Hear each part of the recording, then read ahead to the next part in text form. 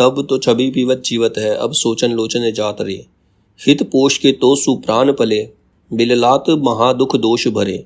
घन आनंद मीद सुजान बिना, सब ही सुख साज समाज टरे। तब हार प्रहार से लागत है, अब आनी के बीच प्रहार करे। विरही घनानंद जो है, घनानंद जो अपनी प्रेमिका से बिछड़ा हुआ है, वो संयोग और वियोग का अंतर स्पष्ट कर रहा है कि जब प्रेमी प्रेमिका साथ होते हैं तब क्या फील होता है, और जब वो अलग हो जाते हैं, वियोग में रहते हैं, तब क्या फील होता है। वे कहते हैं कि पहले संयोग अवस्था में प्रेयसी की छवि का अमृत पान करके नेत्र जीते थे, मतलब जब वो अपनी प्रेमिका को देखता था उसके नेत्र प्रसन्न रहते थे, वो खुश रहता था।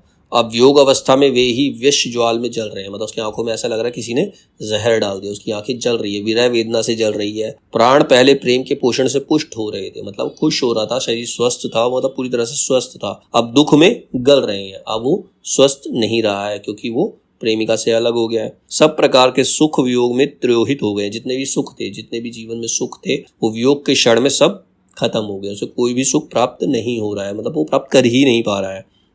संयोग के नैकट्य इतना था कि आलिंगन में हाड़ पहाड़ भी भांति बाधक होते थे।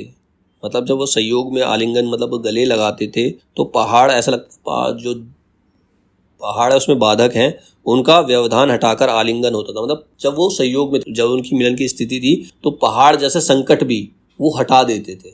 मिलने के लिए पहाड़ जैसे संकटों को भी आराम से हटा देते थे। पर अब हार के व्यवधान ही चर्चा ही व्यर्थ है। लेकिन अब छोटी से छोटी बाधा भी उसे आगे हटा नहीं पा रही है, उसे खुशी नहीं दे पा रही है, बल्कि दोनों के बीच में पहाड़ों का अंतर आ गया है।